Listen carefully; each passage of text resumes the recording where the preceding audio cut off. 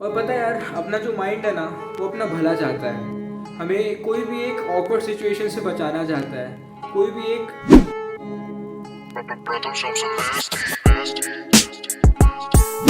इस वीडियो में अपन बात करने वाले हैं सेल्फ कंट्रोल के बारे में। तो वैसे इस वीडियो से पहले मैंने दो वीडियो बनाई है। एक है सेल्फ अवेयरनेस के बारे में और दूसरी है सेल्फ कॉन्फिडेंस के बारे में। सेल्फ अवेयरनेस से अपन को मालूम रहता है कि अपन को क्या चाहिए लाइफ में, एक लाइफ में क्लैरिटी आ जाती है। और सेल्फ कॉन्फिडेंस से अपन इनिशिएट कर पाते हैं नए नए एक्सपीरियंसेस के लिए। पर यार ठीक है, अपन ने नए एक्सपीरियंस के लिए इनिशिएटिव तो ले लिया, अपन ने स्टार्ट तो कर दिया, पर उसमें स्टिक कैसे रहें, कंसिस्टेंट कैसे रहें, एक चीज़ पे फोकस्ड कैसे रहें और डिस्ट्रैक्ट ना हो, इन सब चीज़ों के लिए चाहिए होता है सेल्फ कंट्रोल। और यह सेल्फ कंट्रोल ना पूरा माइंड का गेम होता है। और मैंने एक माइंड के ऊपर वीडियो भी बनाई है, वो मैं इस वीडियो के साथ लिंक कर दूंगा, वो भी देख लेना। और पता है यार, अपना जो माइंड है ना वो अपना भला चाहता है। हमें कोई भी एक ऑकवर्ड सिचुएशन से बचाना चाहता है। कोई भी एक अनसर्टेनिटी है, एक फियर है, हमारे साथ कुछ बुरा ना हो, उस चीज़ से वो बचाना चाहता है हमें। इसीलिए कोई कुछ नई सिचुएशन होती है उसमें थोड़ा सा अपन को ऑकवर्ड लगता है और अपन का मन नहीं होता है वो करने का।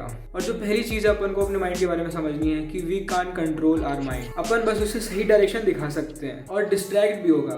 क्योंकि पता, अपन डिस्ट्रैक्शन की प्रैक्टिस यार सालों करते आ रहे हैं। अपन 24 घंटे में 8 घंटे डिस्ट्रैक्टेड रहते हैं और ये अपन सालों से करते आ रहे हैं। तो इसकी प्रैक्टिस, इसकी हैबिट कितनी पावरफुल है।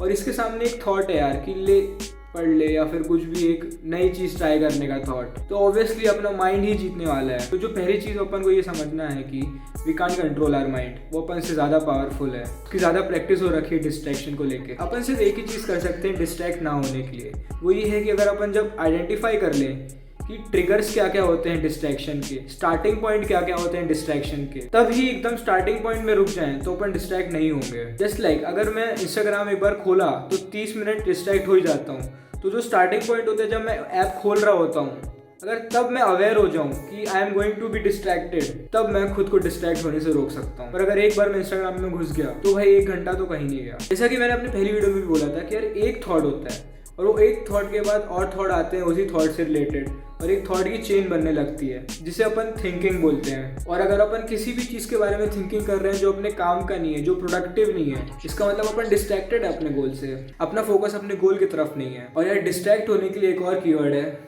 जो कि है विल पावर। इसे समझ लेना अच्छी तरीके से, क्यों, अगर आपको डिस्ट्रैक्ट नहीं होना है तो। विल पावर का मतलब ये समझ लेना होता है कि यार जो शॉर्ट टर्म में अपन को जो प्लेजर मिल रहे हैं वो लॉन्ग टर्म में पेन है। अपन को इंस्टेंट ग्रेटिफिकेशन को छोड़ के डिलेड ग्रेटिफिकेशन को चूज करना चाहिए। और सिंपल टर्म में समझाऊं तो यार एक तरफ है अपना काम और एक तरफ है आराम। यहाँ पे शॉर्ट टर्म में बहुत ज़्यादा पेन है और यहाँ पे शॉर्ट टर्म में बहुत ज़्यादा प्लेजर है। पर यार अगर लॉन्ग टर्म की बात करूँ तो यहाँ पे है प्लेजर और यहाँ पे है पेन। सो फॉर एग्जांपल, अगर मेरा गोल फिटनेस और डाइट है तो यार ये बात को मेरे को अच्छे से समझ लेनी है कि यार आज की डेट में अगर मैं जंक फूड खाऊं तो यार मेरे को बहुत ज़्यादा प्लेजर मिलेगा, आई विल बी प्लीज, मेरे को बहुत ज़्यादा मज़ा आने वाला है। पर लॉन्ग टर्म में मेरे को बहुत ज़्यादा तकलीफें होंगी। ऑन दी अदर हैंड, अगर मैं वर्कआउट कर रहा हूँ तो यार आज की डेट में मेरे को बहुत ज़्यादा दर्द सहना पड़ेगा, पर लॉन्ग टर्म में वो एक गेन होने वाला है मेरे लिए। आज का पेन कल का गेन, आज का गेन कल का pain. Delay pleasure for more pleasure. और यार पता, विल पावर भी तभी पावरफुल होता है जब आपके गोल के पीछे एक बहुत बड़ा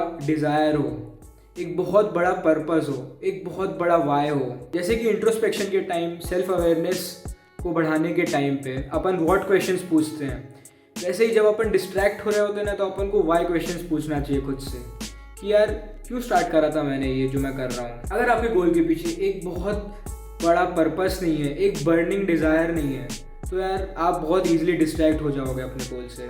और यार जब वाई, पर्पस या डिज़ायर की बात आती है ना तो यार मेरे को मेरे गुलानी सर का एक एग्जांपल याद आता है। उन्होंने एक एग्जांपल दिया था एक टाइम पे यार कि पता, अगर एक इंसान 3-4 दिन रेगिस्तान में फंस भी जाए ना तो वो एक टाइम पे आके अपनी यूरिन भी पीता है। वैसे यार अगर वो अपने घर में होता तो कभी सोचता क्या, क्योंकि उसके पीछे का रीज़न, उसका पर्पस, जिंदा रहना जो कि था, वो बहुत बड़ा था। और सपोज अगर जैसे मेरे घर में आग लग जाए तो यार क्या लगता है मैं इंस्टाग्राम चला रहा हूँ तब? ऑब्वियसली नहीं, एकदम बाहर का गेट दिखेगा और भागो। So that was it for this video guys. So let us sum up this video.